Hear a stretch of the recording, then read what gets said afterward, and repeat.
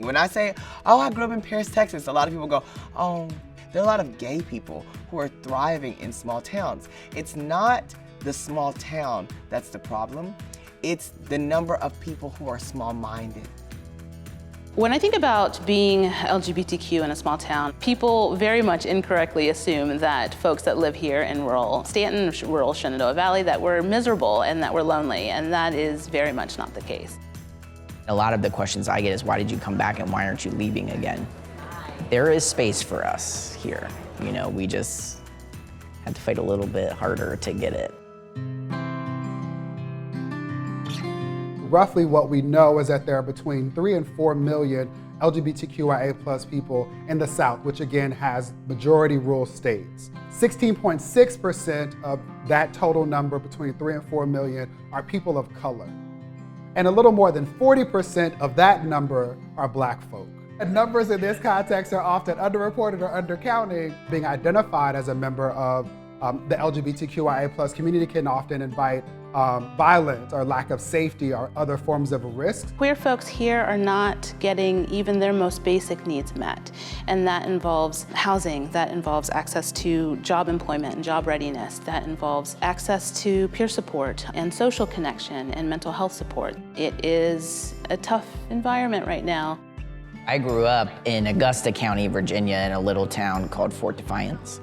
I couldn't even tell you the population. There's no main street, there is a gas station, there are 3 schools and several churches, and that's it. My aunt was my first touchstone to LGBTQ folks. I remember vividly the day that I learned that my aunt was gay.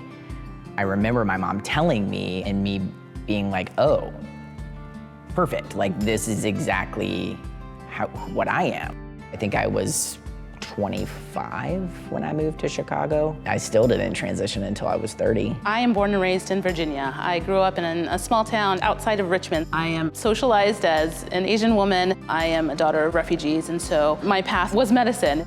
That represented stability for me and for my family. But as soon as I came out, oh my gosh, I came out when I was 18. And so since then, I got involved in activism work and advocacy work, largely centered around LGBTQ rights. I was raised with my grandmother for half of my life. My mom was in the military. She came back. I think about my church. You know, my grandma was a very strong Southern Baptist lady. Growing up as a queer person in a small town, I definitely stood out. Not only because, you know, I was loud, fabulous, and country, but I was also LGBTQIA+. Honey, I was gay.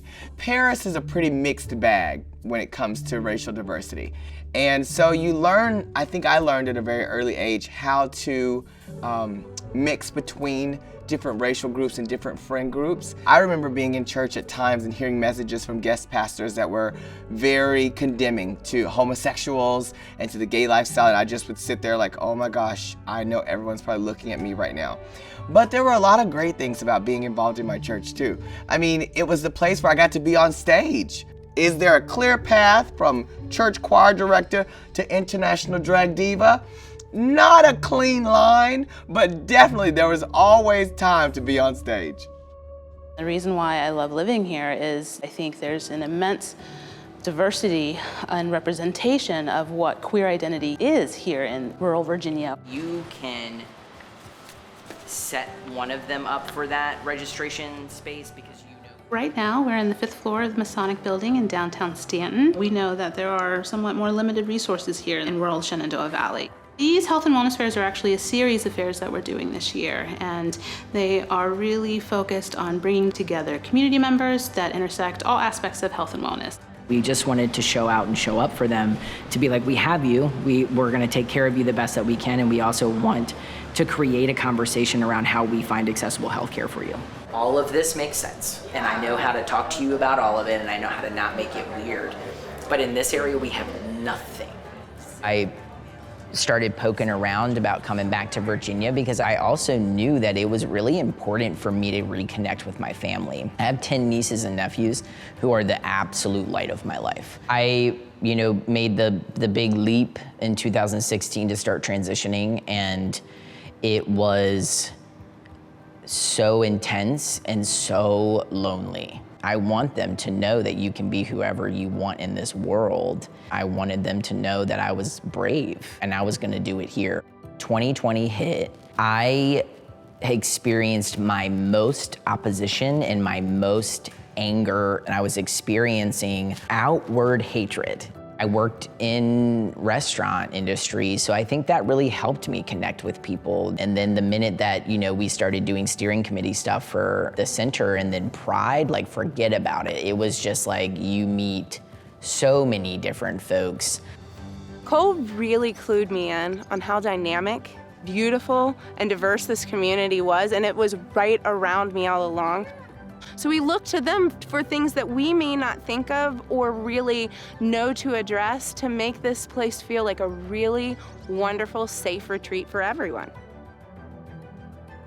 There's so much care that happens in spaces like this where we're always looking for a home, we're looking for soft landing, we're looking for safety, and so being queer in rural areas where it just feels like a family dinner, right? Like it's intimate and it is very trusting and it's safe. I didn't know that I would ever love coming back. I'm gonna tell you, I would not be who I am today if I was not raised in Paris, Texas. When I grew up in Paris, I thought I'm one of maybe 5 gay people that live here.